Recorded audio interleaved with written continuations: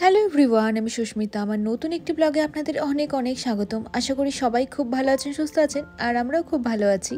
রবিবারের সকালবেলা, ঘড়িতে এখন প্রায় সকাল 9:15 মতো বাজে।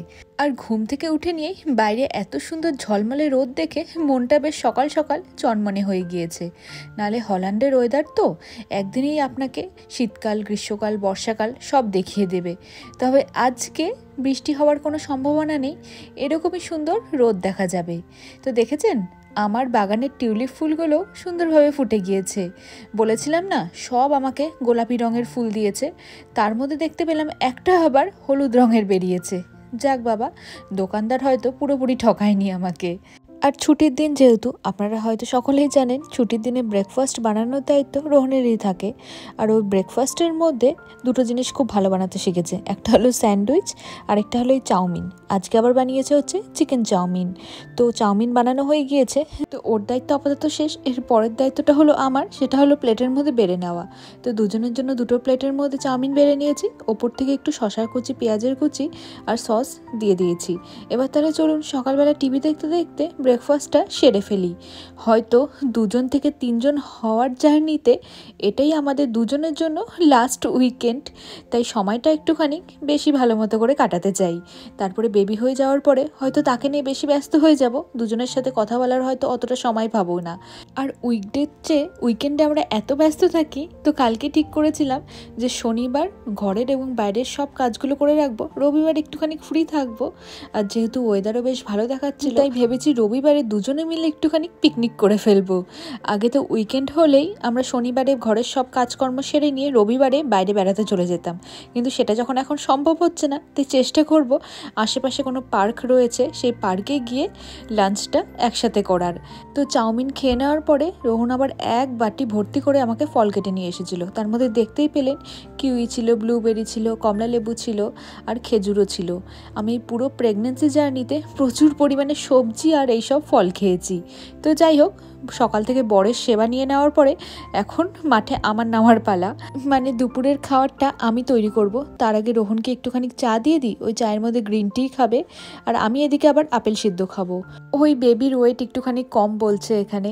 তো লাস্ট যখন ইউএসজি করেছিলাম তখন বেবির ওয়েট 2 কেজি 500 হয়ে গিয়েছে। তো মনে হয় 2 কেজি 700-800-র মতো বেবির বার্থ ওয়েট হবে। তো যাই হোক, আমি সেই ওয়েট নিয়ে অত চিন্তা করছি না। তাও বাড়ি থেকে বলেছিল এই আপেল সেদ্ধ খেলে নাকি বেবির ওয়েট একটুখানি বাড়তে সাহায্য করবে। তো রোহনকে ওদিকে চা দিয়ে দিয়েছি, আর আমি ওদিকে আমার জন্য আপেল সেদ্ধ করে খেয়ে নিয়েছি। খেতে বেশ ভালোই লাগে, একটু টকটক মিষ্টি মিষ্টি। আর এদিকে রবিবারের মধ্যাহ্ন ভোজনে বানিয়েছি চিকেন বিরিয়ানি, খুবই কম তেল মশলায় বানিয়েছি। তো চলুন এখন তাহলে এই টিফিন বক্সের মধ্যে সব কিছু বেড়ে নিয়ে আমরা রেডি হয়ে বেরিয়ে যাব পার্কের উদ্দেশ্যে। ওই বাড়ি থেকে 1.5 থেকে 2 কিলোমিটার দূরে একটা খুব সুন্দর পার্ক রয়েছে, আর সেখানেই আমরা মাঝে সাঝে বারবিকিউ করতে যেতাম। এই বারবিকিউ করার সিজন প্রায় শুরু হলো বলেই। এখন তো খুব সুন্দর মাঝে মাঝে রোদও উঠছে, তবে হাওয়াটা যেহেতু ভালোই রয়েছে, তাই বারবিকিউ করার জন্য আরও কিছুদিন অপেক্ষা করতে হবে। হয়তো এরপরে আমরা 3 জনে মিলে মানে বেবিকে নিয়ে বারবিকিউ করব। তো যাই হোক, আজকে যেহেতু ওয়েদার ভালো, তবে এখনও মানে এই এপ্রিল মাসের দিকেও বাইরে বেশ ঠান্ডা হাওয়া রয়েছে। মানে বাইরে আমাদেরকে বেরোতে গেলে এখনও শীতের পোশাক পরে বেরোতে হয়। অত ভারী জ্যাকেট না হলেও একটা হালকা পাতলা জ্যাকেট, টুপি এইসব তো পরতেই হচ্ছে। আর যেহেতু ঠান্ডা হাওয়া রয়েছে, তাই বারবিকিউ করার জন্য কিছুদিন অপেক্ষা করতে হবে। কিন্তু এত সুন্দর ঝলমলে রোদ উঠেছে, তাই আগেই আমরা ঠিক করে রেখেছিলাম এখন তো ওই বাইরে বেরোনো হয় শুধু কাজের জন্যই, কিন্তু আজকে বাইরে বেরোবো শুধুমাত্র দুজনে মিলে সময় কাটাবো বলে, মানে উই টাইম স্পেন্ড করবো বলে। তো এখানে বিরিয়ানি বানানো হয়ে গিয়েছে, বিরিয়ানিটা টিফিন বক্সে বেড়ে নিয়েছি, আর সাথে নেব রায়তা, আর স্যালাডের মধ্যে কিছু শসা আর পেঁয়াজ চাকচাক করে কেটে নিয়ে টিফিন বক্সে ভরে নিই। চলুন।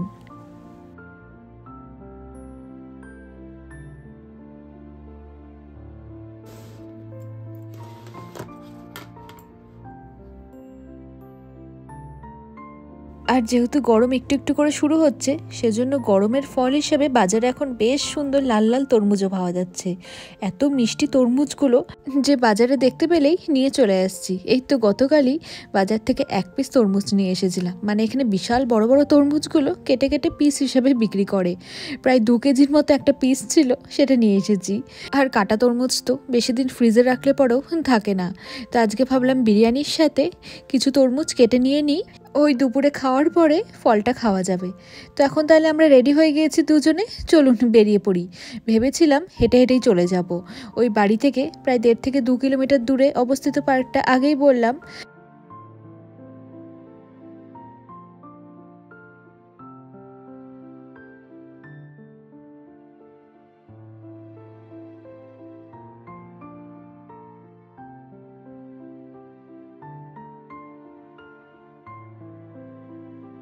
তাই আর হেঁটে হেঁটে এলাম না, কারণ অনেকটা সময় লেগে যেত। তাই আমরা বাড়ির সামনে থেকে ট্রাম নিয়ে নিয়েছি, আর ট্রামে করে মাত্র 6 থেকে 7 মিনিটের মধ্যে সেই পার্কের সামনে পৌঁছে গিয়েছি।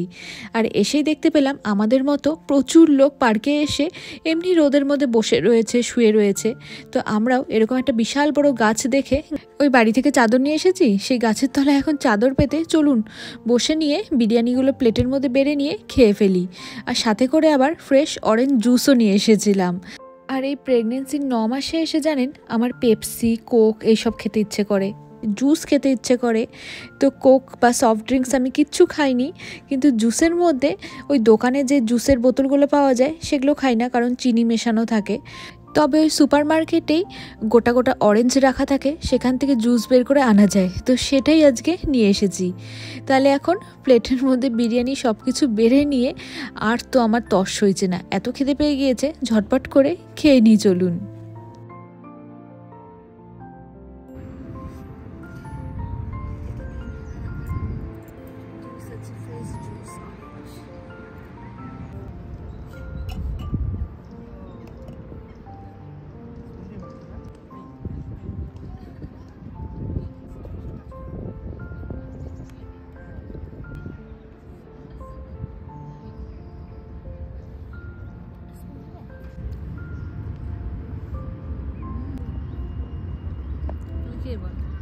তো খাওয়া দাওয়া শেষে এখনই খোলা আকাশের নিচে সবুজ ঘাসের ওপরে আমার তো হাত পা ছড়িয়ে একটা ভাত ঘুম দেওয়ার বেশ ইচ্ছে রয়েছে। আশেপাশের লোকেদেরও দেখছি পড়ে পড়ে সব রোদের মধ্যে ঘুমিয়ে পড়েছে। যদিও বা মাঝখানে না একসময় হট করে রোদটা চলে গিয়ে আকাশে কেমন যেন মেঘলা মেঘলা ওয়েদার হয়ে এসেছিল। আমি ভাবলাম এই বুঝি আবার বৃষ্টি না শুরু হয়ে যায়। তো যাই হোক, বৃষ্টি হয়নি, আবার মেঘ কেটে গিয়ে রোদ চলে এসেছে। আর এখন গাছতলায় বসে বসে ওই যে বাড়ি থেকে কয়েকটা তরমুজ কেটে নিয়ে এসেছিলাম, সেটা খেতে খেতে আশেপাশের প্রাকৃতিক পরিবেশ দেখতে বেশ ভালোই লাগছিল। আর এই পুরো 9 মাসের প্রেগনেন্সি জার্নিটা আর কয়েকদিনের মধ্যে শেষ হতে চলেছে। হ্যাঁ, বেবিকে দেখার একটা এক্সাইটমেন্ট যেমন রয়েছে, তেমনি মনে হলো এই 9 মাসের জার্নিটা যেন খুব তাড়াতাড়ি, মানে একদম চোখের পলকে, মানে 9 মাস তো নয়, যেন 9 দিনের মধ্যে জার্নিটা শেষ হতে চলেছে। আর এই পুরো সময়টাতে সব কিছু আমি আর রোহন যেমন এক হাতে একা সামলেছি। শুরুর দিকে ভেবেছিলাম ব্যাপারটা মনে হয় বেশ কঠিন হবে, কিন্তু পরে দেখতে পেলাম ব্যাপারটা বেশ মজাদার, আর সব কিছুই ভালো মতো করে ম্যানেজ হয়ে গেল। তাই ভাবলাম 2 থেকে 3 হতে তো আর বেশি সময় নেই, হাতে গুনে হয়তো কয়েকদিনেরই অপেক্ষা।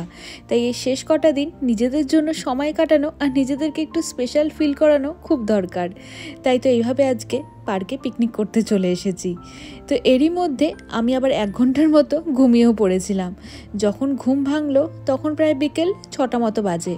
এখন রোদটাও চলে গিয়েছে, বেশ ঠান্ডা ঠান্ডা হাওয়া বইছে, তাই বাড়ি ফিরে যেতে হবে। তো বাড়ি ফিরে যাওয়ার আগে দেখতে পেলাম ওই যে দেখুন লাল রঙের গাড়িটা রয়েছে, সেটা একটা আইসক্রিমের গাড়ি ছিল।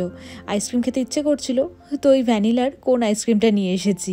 তবে এই পুরো আইসক্রিমটা হয়তো আমি খেতে পারবো না। আমি দেখেছি ওই বাচ্চাদের মতো একটা হয় না চোখের খিদে, আমারও ঠিক এই সময় তাই হয়েছে।